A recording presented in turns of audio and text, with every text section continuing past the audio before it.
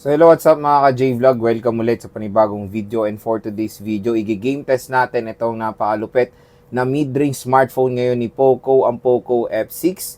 Maganda kaya to for gaming? Tara mga ka-J-Vlog, check natin.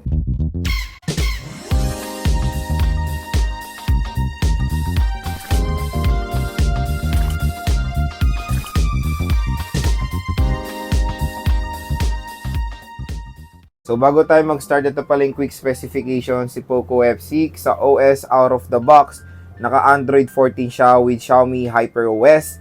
Sa chipset, meron siyang Qualcomm Snapdragon 8S Gen 3 chipset na 4nm.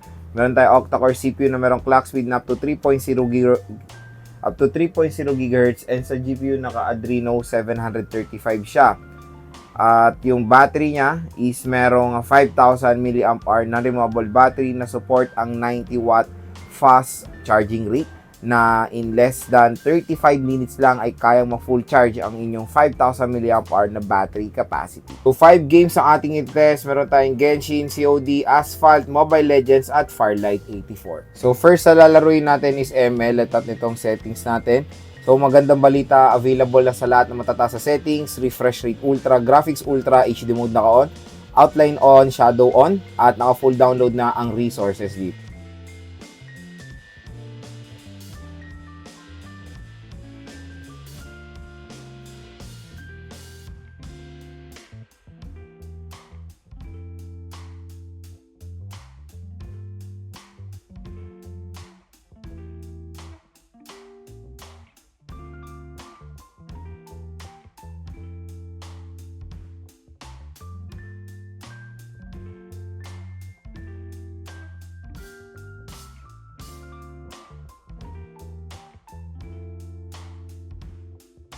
So pagdating sa Mobile Legends, super smooth ang performance ni Poco F6 mga J-Vlog sa mataas sa settings. Definitely pag ML lang inyong lalaruin ay paniguradong may enjoy nyo dito mga J-Vlog. Sa pinakamataas sa settings, no problems at all, super smooth. Ganda talaga ng performance niya sa Mobile Legends, kayang-kaya niyang i-handle sa mataas sa settings. And when it comes sa ping, tignan nyo naman, napakababa rin ng ating ping mga J-Vlog. Okay na okay po.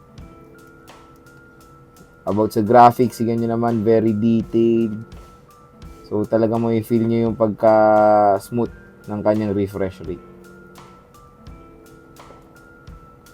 No problems at all, and no lag and frame drops. So next naman is Farlight 84. Ngayon, iset muna natin siya sa mataas sa settings. So yun, gumanda yung graphics, so mas naging detalyado siya.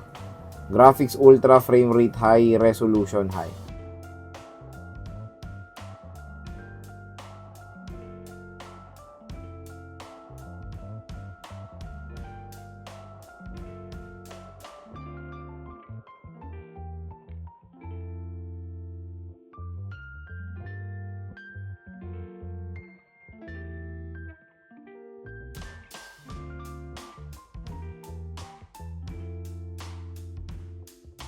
So pagdating sa Farlight 84 mga J-Vlog, okay yung performance naman ni Poco F6.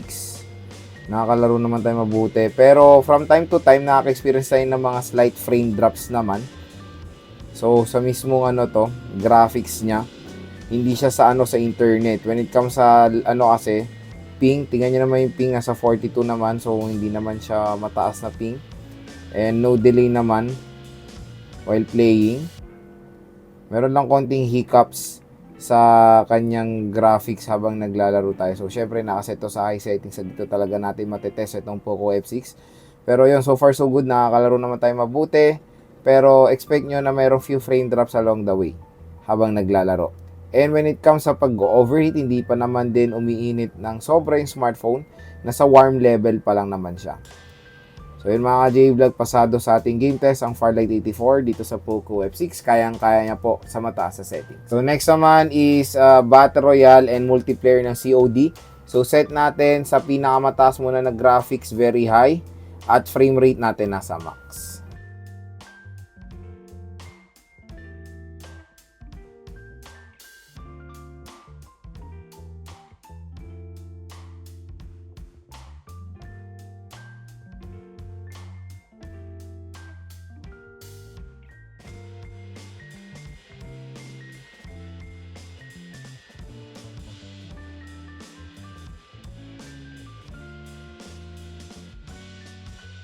When it comes sa COD Battle Royale mga J-Vlog, super smooth din ang performance dyan ni Poco F6.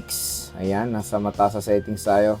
No frame drops at all, no lag, stable ang internet connection, no delay, ganda ng graphics, so pasadong pasado, perfect 10 ang score ko sa COD Battle Royale dito sa Poco F6. Kayang-kaya niyang i-handle nang walang kahirap-hirap.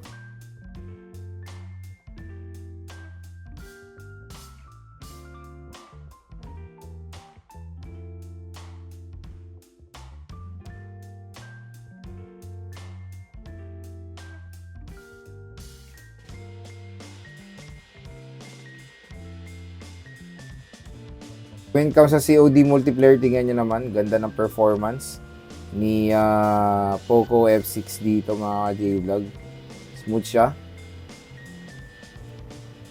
Ganda ng movement, no frame drops, nakakalaro kayo na mabuti rin dito ng multiplayer ng COD. So, performance-wise, smooth po sa mataas sa settings.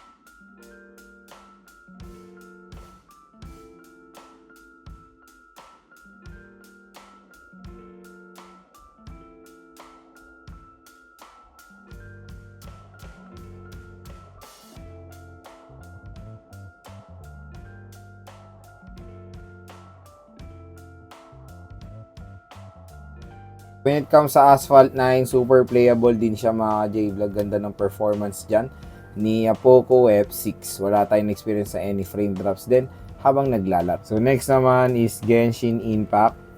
So set muna natin sa pinakamataas sa setting since ito yung dito natin matetest. Visual effects high, 60 FPS. Motion blur low lang natin. Let's go. Ayan, gumanda yung graphics nyo. Ayan, expect ko na yan na kaya niyang i-handle mga J-Vlog. Ang ganda pag sinet nyo sa high settings yung Genshin Impact dito sa Poco F6. So, punta tayo sa kabila. May kalaban. Ganda oh. Solid. Ano to? Isda. What a isda. Ano kuha yan? Kaya natin makipaglaban kahit low HP na tayo. Ay, hindi pala yan. Ano. Ay, ayan na, gumalaw na. Ayan naman mga J-Vlog. All goods na all goods. Uy na tayo. Joke lang. Pero so far so good. Merong tiny frame drop, yung super minor lang. Pero playable na playable siya mga J-Vlog dito sa Poco F6. Grabe, ang ganda kung naghanap kayo ng isang smartphone na kayang i-handle ang Genshin sa mataas sa settings at tignan nyo naman kayang-kaya yung naka-on yung motion blur. Maganda rin i-consider ang Genshin Impact. Ayan, napapansin ko na medyo nagiging warm lang naman ng konti yung smartphone pero so far so good pa rin naman sa performance niya. Ayan. Ayan, kahit nakikipag-battle tayo, all goods na all goods. Diba? So, Genshin Impact ay super duper playable dito sa Poco F6 sa mataas na setting. So, yun mga J-Vlog, nakita nyo ng gaming performance si Poco F6. Grabe. So, syempre, alam nyo naman pag F-series ni Poco, more on focus talaga niyan is gaming and performance. And patunayan sa atin yan ni Poco F6. Grabe ang Snapdragon 8S Gen 3 chipset, isang flagship chipset yan ni Qualcomm pa sa 8 series, napakalupit niyan and matatagpuan natin sa Poco F6 yan. So kung naghanap nga kayo ng isang smartphone na napakalupit for gaming, maganda rin i-recommend itong Poco F6. And tingnan nyo naman, lahat ng tinest natin mga games or modern games ngayon ay kayang-kaya niyang i-handle sa mga pinakamatataas sa settings na ma-offer ng games na yan, including Genshin Impact. Genshin Impact is Genshin Impact ay playable dito sa Poco F6. So for me, napaganda na itong smartphone na to for gaming, lalo na yung display rin niya in naka-AMOLED, 120 Hz din refresh rate, napakabilis pa ng charging rate, 90 watts. So kung na low bat man kayo, Charge nyo lang yan ng mga 30 minutes ay good to go na agad kayo dito sa Poco F6. And syempre mga J-Vlog, yung speakers nito napakaganda, very outstanding yung quality. Talagang napakalakas and all goods yung kanyang base quality. So yun mga ka-J-Vlog, kung interesado kayo dito. So kung i-rate ko yung gaming performance nito, sa kanyang presyo, 1 ang lowest and ang highest ang score ko dito, nasa 9. So kung interesado kayo sa Poco F6, and mga ka-J-Vlog, ilalagay ko po yung link nito sa description box.